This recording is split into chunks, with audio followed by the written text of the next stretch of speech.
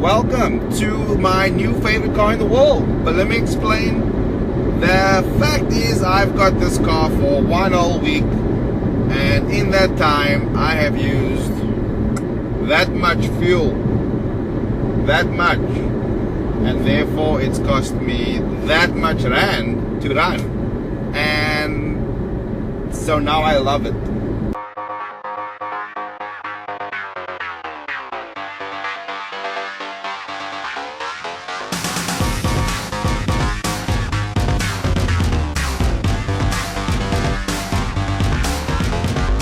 This is of course the new BMW i3, and fuel economy aside, there's a lot to love here. I didn't think I'd like a car, a fully electric car.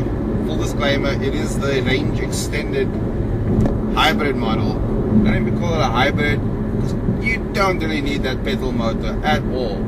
It's a little BMW motorbike engine, and it sounds cute enough, but hell with it. It's not perfect. In fact, I'm going to mention two of the things that bug me the most. They're not faults on the car, they're just things about the car. Well, I don't know, you decide. So, it's a four-seater. There's a little pair of cup holders in the middle at the back, and therefore only two sets of seat belts. And that's a deal breaker for a family guy like me, because the space is sure enough adequate. I'd argue there's more space in front of me than there is behind me. It's greenhouse for days up in here. And then there's the other bug. I enjoy a good suicide door. I love the way this thing looks when the doors are open, and it just looks freaking cool. But the fact of the matter is, if my two little ones sit at the back and it's just me up front, then that means every time they get in the car, I've got to either climb out, which I won't do, I refuse to do, or lean over the cavity over here and pull the door closed, because they've got to close the back doors first before you close the front door.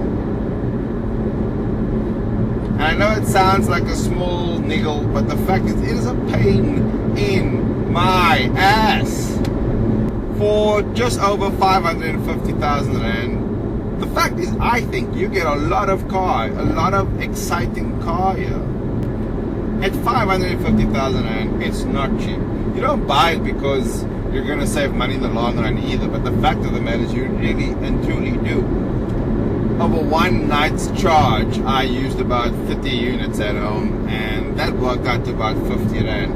And with that, I got 112 k's of range.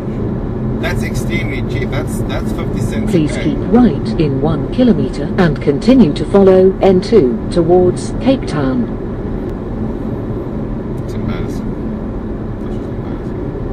I think Nissan did a great job of playing to their strengths with the Nissan Leaf. A fully electric car that looked like any other hatchback on the road. BMW's approach is completely different. They've created in the i3 and of course in the i8 something that looks stunning, that visually it attacks your senses. Now that I've got my cons out of the way, here are the pros. I love driving it. It's cool. Everything is laid out so cool. Look at this freaking surfaces, this recycled things, and cool tactile textures and buttons, and it's this three-dimensional landscape. It's freaking cool. I like a cool car. This car doesn't make me feel like a nerd that's trying to. I genuinely like this car. I like the styling. I like the ergonomics. I like the little double thingies, little sunscreen things. I'm using the word thingy not so much because I have a very limited vocabulary. It's not great, it's okay.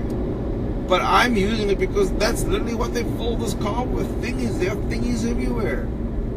I'll show you one. There.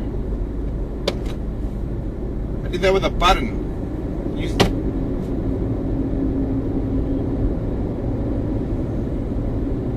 There.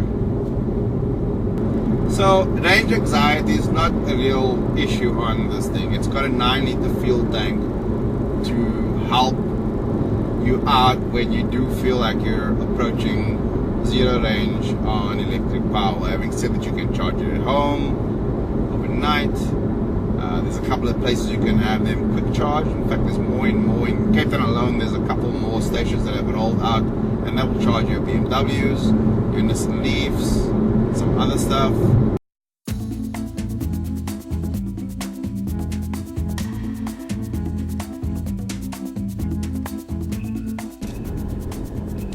Is it a perfect car? No.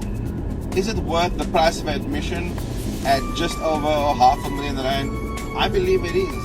And yeah, I guess I'm not going to make an argument for, recouping that cost as you go, over the ownership experience of not having to pay for your own fuel. I mean, it's a hell of a perk, and it's very, very tempting. But that's not the sole reason why you get this car to begin with. I don't think, anyway. I think it's a cool car. Looks cool, somewhat limited in terms of accommodation, but oh man, I could live with this. If there was one more seat, if that middle bit didn't have cup holders and instead had a place to park a bump, man, I'd be keen. This is a great car. Quick enough, handles well enough, certainly corners flat, completely flat, because of the tray of batteries that lives under my bum and everyone's bum in here. Everyone's bum gets a tray.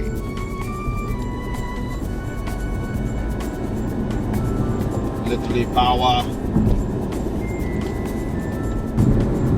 No.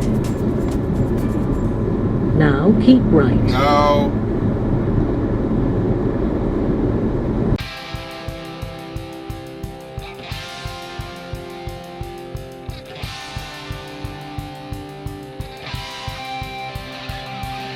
The i3 is practical enough.